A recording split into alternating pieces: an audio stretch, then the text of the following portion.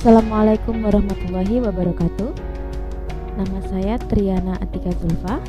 Saya adalah guru biologi di SMA Ali Maksum, sekaligus sebagai mahasiswa PPG dalam jabatan Angkatan Ketiga tahun 2021 Universitas PGRI Madiun. Berikut adalah video praktek pembelajaran yang saya laksanakan secara daring. Pembelajaran dilaksanakan di kelas 10 MIPA pada materi kladogram.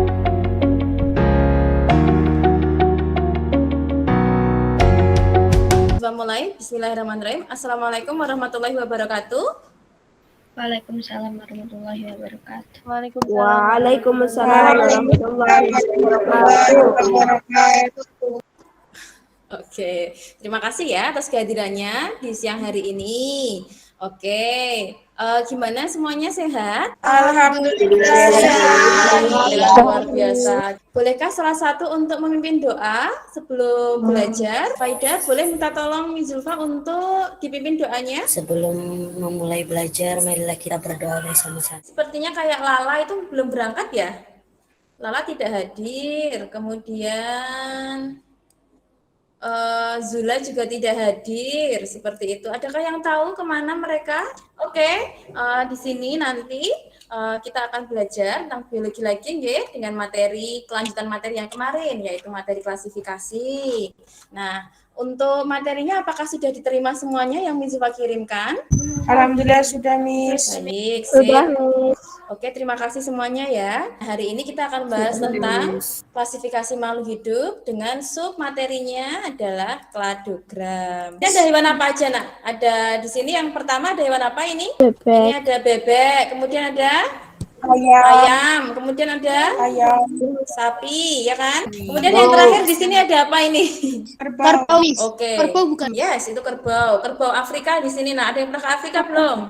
Dari organisme-organisme tersebut, nah, coba kita mengingat-ingat materi yang sebelumnya tentang klasifikasi. Kalau misalnya Miss Zulfa minta tolong nih, minta tolong kalian untuk mengelompokkan organisme-organisme tersebut. Kira-kira ada nggak yang mau membantu Miss Zulfa untuk mengelompokkan? Versi kalian, coba. Ada yang bisa memberikan tanggapan? Jadi, untuk tujuan pembelajaran kita pada pagi hari ini adalah yang pertama, nanti kita bisa menentukan hubungan antar kekerabatan. Terus yang kedua, kita bisa menentukan ciri-ciri dari suatu makhluk hidup. Kemudian yang ketiga, kita akan menyusun suatu kladogram.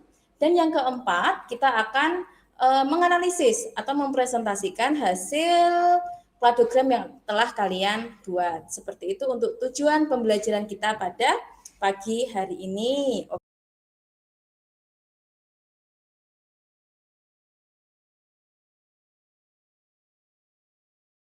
Jadi untuk kladogram sendiri itu merupakan sistem klasifikasi di mana nanti kita bisa menentukan hubungan kekerabatan berdasarkan ciri morfologi, fisiologi atau tingkah laku yang berbeda di antara organisme-organisme.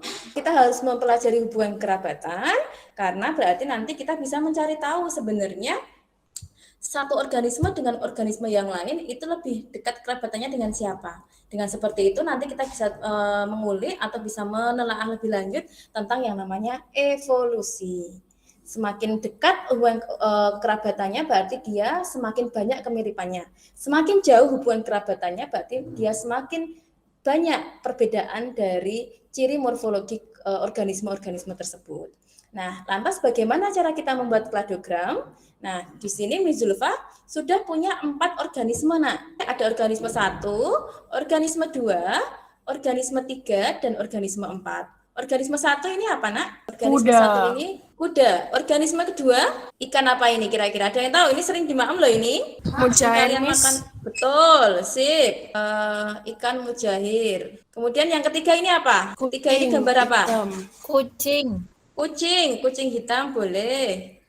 Gambar yang keempat, sapi jos. Nah, kita nanti coba akan belajar ya. Ini kita akan belajar bareng-bareng dulu sebelum nanti kalian Miss Zulfa minta untuk menentukan hubungan kerabatan dari beberapa organisme. Nah, di sini kita bareng-bareng dulu yuk. Kita coba cari tahu sebenarnya bagaimana sih hubungan kerabatan antara kuda, ikan mujair, kucing dan juga sapi.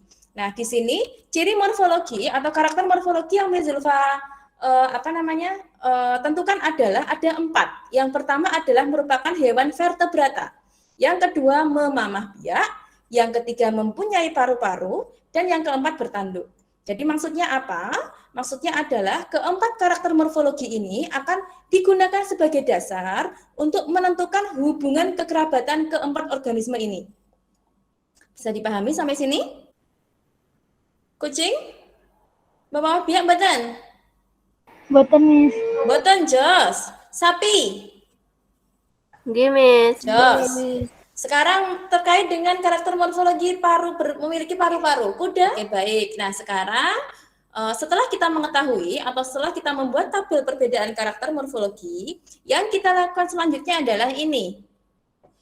Kita akan membuat grafik dengan titik cabang kladogram yang dimiliki oleh semua organisme. Maksudnya seperti apa, Miss?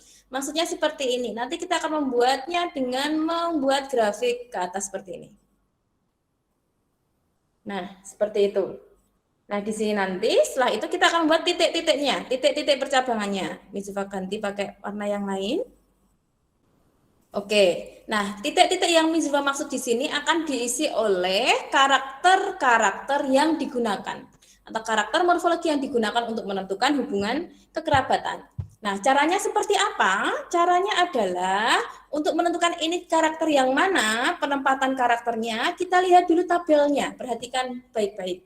Di sini tabelnya kita coba menjumlahkan di masing-masing karakter tersebut berapa sih jumlah organisme yang memiliki karakter tersebut. Nah, nantinya ketika kita sudah mengetahui jumlah organisme yang memiliki karakter tersebut, kita akan bisa menentukan karakter itu kita tuliskan di mana. Kalau kita tuliskan di bawah ini, berarti menandakan bahwa karakter tersebut dimiliki oleh paling banyak organisme yang ada. Semakin ke atas, maka karakter tersebut semakin sedikit dimiliki oleh organisme tersebut. Seperti itu. Sekarang coba kita cek untuk vertebrata. Untuk vertebrata, berapa jumlah organisme yang memiliki karakter vertebrata, Nak? 4. 4. Memamah biak berapa jumlahnya? 2. 2. Berparu-paru? 1. 1. Nah, dari sini berarti kita ketahui bahwa karakter apa sih yang dimiliki paling banyak oleh organisme yang ada? Vertebrata. Yes, vertebrata. So, berarti di sini yang paling bawah kita tuliskan karakter yang paling banyak yaitu vertebrata. Paham sampai sini? Paham, Miss. Oke. Kemudian karakter yang paling banyak kedua yang mana? Berparu-paru. Oke, berarti berparu-paru kita tuliskan di sini. Berparu-paru. Letak organismenya. Nah, di sini berarti kita akan membuat garis-garis di mana organisme tersebut ditempatkan di mana. Nah, kalau misalnya untuk menentukan titik ini adalah yang paling banyak jumlah organismenya. Kalau organisme yang ditentukan di sini, itu berarti kita memilih justru malah organisme yang paling sedikit memiliki karakteristik dari morfologi yang kita tentukan. Oke, aman. Baik, kalau misalnya tidak ada yang ditanyakan, hari ini Mizufa akan meminta kalian untuk membuat atau untuk menentukan kladogram dan menentukan hubungan kekerabatan dengan membuat kladogram dari karakter morfologi yang sudah Mizufa tentukan. Seperti itu, nggih? Oke, nah untuk membuat kladogram ini Mizufa sudah sediakan LKPD. Nah, LKPD akan sudah Mizufa share, nggih? Nah, tapi untuk kelompoknya belum. Jadi di sini Mizufa akan menentukan pengelompokannya atau kelompok yang akan membuat atau saling membantu kalian untuk menentukan karakter morfologinya.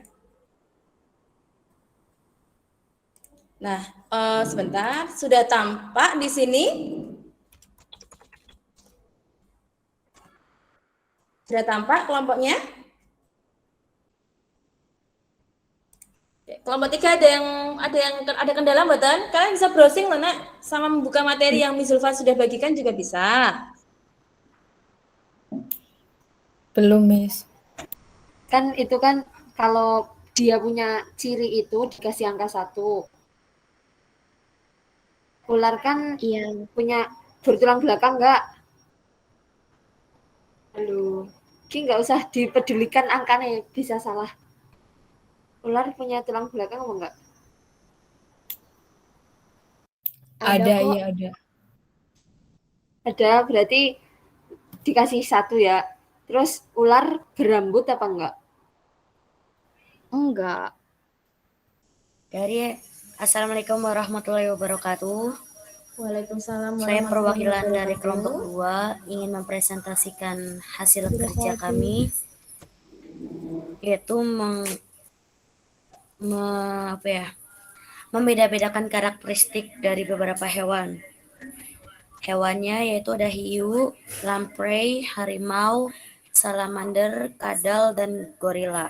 Yaitu punya rahang atau tidak, memiliki paru-paru atau tidak, memiliki telur atau tidak, memiliki rambut, dan memiliki ekor. Setelah kita menganalisis dari hasil tersebut, kita membuat kladogramnya sebagai gambar yang diurutkan paling awal, yaitu yang paling sedikit memilikinya.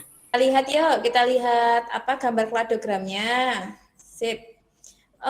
Dengan melihat kladogram ini kelompok 4 ya, yang apa namanya, yang sama dengan kelompok 2 nggih, untuk animalia yang akan ditentukan hubungan kerabatannya, apakah sama atau berbeda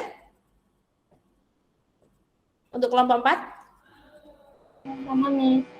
Sama ya, oke baik. Berarti kalau misalnya Miss Zulfa tanya, nak berarti harimau itu memiliki ciri atau karakteristik morfologi apa saja?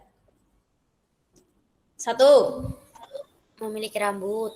Terus, harimau punya rambut ya. Terus, memiliki rahang. Terus, paru-paru. Dan Telur. juga telur. Jos, tapi tidak punya Ekor. tapi dia berekor. Punya.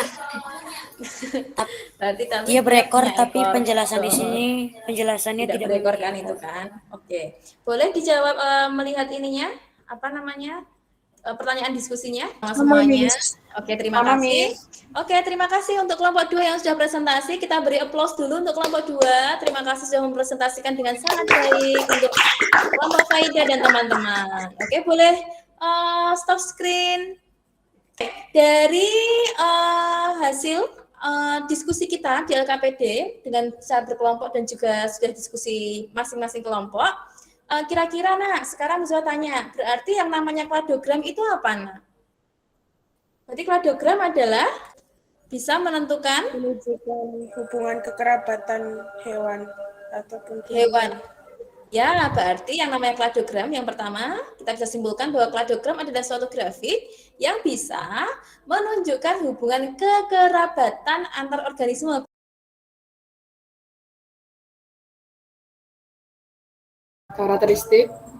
Karakteristik morfologi, fisiologi, dan juga bisa jadi tingkah laku. Seperti itu ya. Nah, kemudian tadi juga kalian sudah membuat kladogramnya. Yang belum selesai nanti tolong diselesaikan dulu, nanti akan kita cek lagi. Seperti itu nggih. Oke, dari sini ada pertanyaan mboten? Oke, kalau belum ada, untuk mengetahui sejauh mana kalian sudah menerima materi pada siang hari ini, Miss Zulfa sudah sediakan post-test nggih. Silakan kalian bisa kerjakan. Soalnya ada 3 soal uraian. Silakan kalian kerjakan dalam waktu 5 menit. Seperti itu nggih. Baik anak-anak, sudah selesai untuk kegiatan kita belajar kita hari ini. Untuk penugasannya, yang pertama jangan lupa LKPD-nya dilengkapi. Kemudian yang kedua, untuk yang post-testnya silakan dikerjakan. Dan selanjutnya silakan kalian bisa belajar juga untuk materi selanjutnya. Untuk materi selanjutnya atau pertemuan selanjutnya kita akan membahas masih tentang klasifikasi, membahas tentang manfaatnya. Kemudian yang kedua kita akan membuat tentang kunci determinasi atau kunci identifikasi. Seperti itu. Baik, kalau sudah berarti yuk kita akhiri dulu. Ada salah satu mohon untuk dibantu Miss Zulfa untuk untuk berdoa setelah belajar, boleh? Sebelum menyelesaikan pelajaran kita, marilah kita berdoa bersama-sama. Bismillahirrahmanirrahim. Bismillahirrahmanirrahim.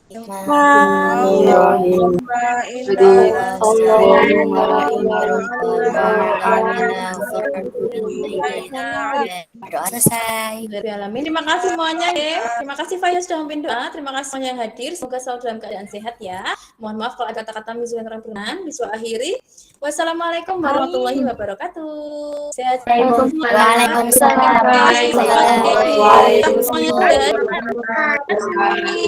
Ya, terima kasih semuanya.